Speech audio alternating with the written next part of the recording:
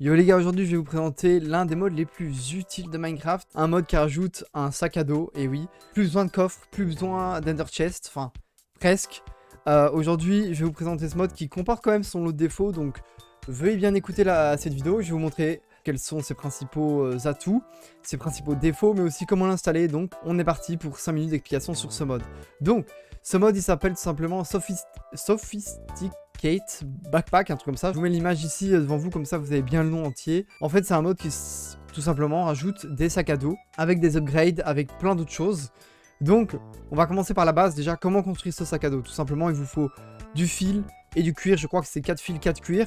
Donc ça c'est le craft d'un sac à dos simple. Vous pouvez soit le trouver sur des mobs. Il y a des mobs qui vont se promener parfois avec des sacs à dos, et c'est assez marrant d'ailleurs. Ou alors simplement le fabriquer vous-même avec du cuir et de la ficelle. Donc c'est un craft assez facile, donc je pense que vous pouvez l'obtenir au bout de quelques jours sur le jeu, voire un peu moins si vous êtes des gros tryharders, hein, pas comme moi du tout.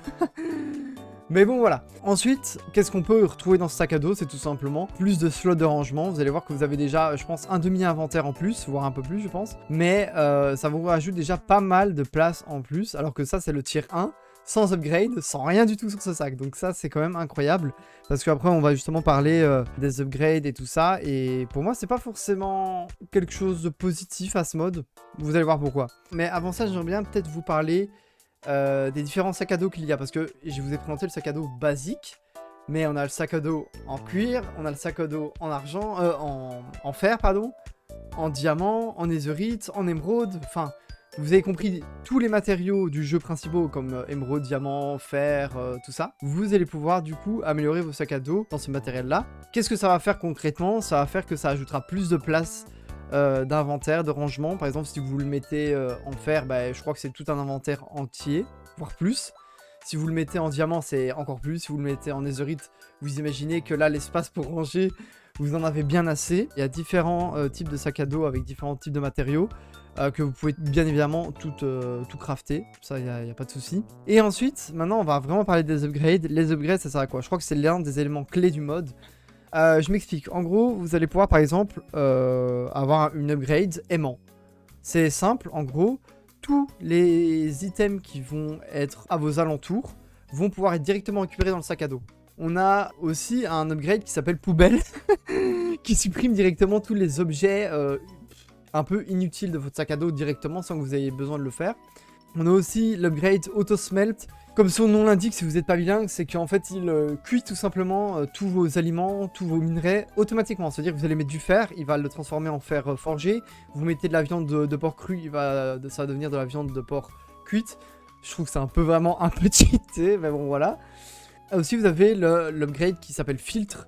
Et ça tout simplement, bah, il filtre vos différents objets, il les classe, etc. Vous imaginez bien, imaginez-vous un sac à dos en netherite avec un upgrade aimant. Imaginez les dégâts que ça peut faire. Et là on peut se dire, waouh, c'est incroyable, franchement ce mode, ouais, il est juste incroyable quoi. Mais je trouve justement que c'est un peu, je sais pas si on peut le nerf honnêtement. Mais je trouve justement que c'est un point positif pour ceux qui sont dans le mood, bon je vais faire une survie, j'ai juste envie de m'amuser, j'ai envie de tryhard, etc. J'avoue que ça peut être un bon mood. Mais par exemple, moi, prenez exemple, je fais un serveur en ce moment sur Twitch. D'ailleurs, n'hésitez pas à nous rejoindre si vous voulez venir dessus. Mais je fais un serveur du coup sur Twitch. Et en gros, ces sacs à dos sont ajoutés, ce mode est ajouté. Et je trouve qu'il est un peu cheaté. Moi, je veux un serveur plutôt, surtout si vous voulez un serveur plutôt chill, pas tryhard et tout. Je trouve que les sacs à dos où vous avez 3 milliards de slots d'inventaire avec des upgrades d'aimants qui peuvent récupérer tout autour.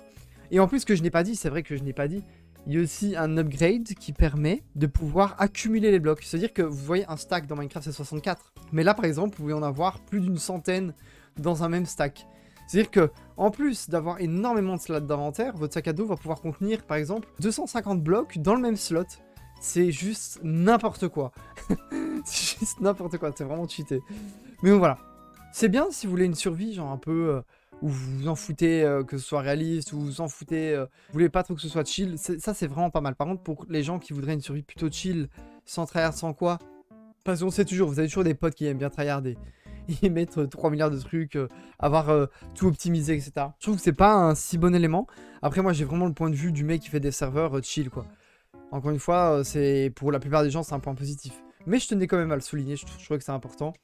Et donc, Voilà. On peut aussi mettre des disques dans le sac, c'est un petit atout qui est sympa. On peut mettre de la musique, se dire que vous mettez votre sac à dos, vous mettez un disque derrière, vous avez la musique. Ça, c'est un bon atout, j'aime vraiment bien cette idée-là. Et donc, voilà, je pense que j'ai dit à peu près tous les éléments les plus importants que le mode pouvait ajouter. Si vous voulez faire une survie modée, avec des choses vraiment, avec des petits gadgets vraiment intéressants et qui peut vous aider en fait dans votre survie. Ce mode-ci, avec les backpacks, c'est impératif, il doit être installé, c'est pour ça que je vous le présente et je sais qu'il est assez connu.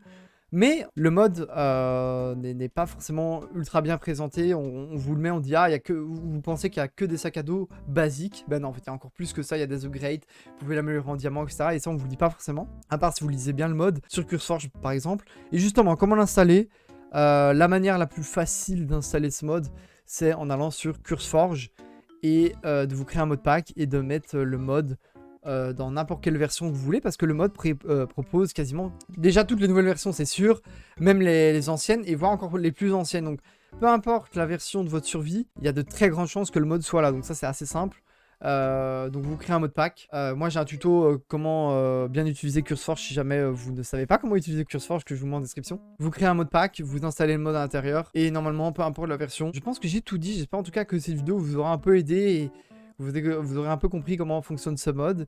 Et on se retrouve le plus vite possible, n'hésitez pas à vous abonner à la chaîne YouTube. On a l'objectif d'être 1000 abonnés avant la fin de l'année, de rejoindre Twitch et Discord qui sont tous les deux en description, ça m'aiderait. Et puis on se retrouve très vite pour une nouvelle vidéo. Ciao ciao les gars.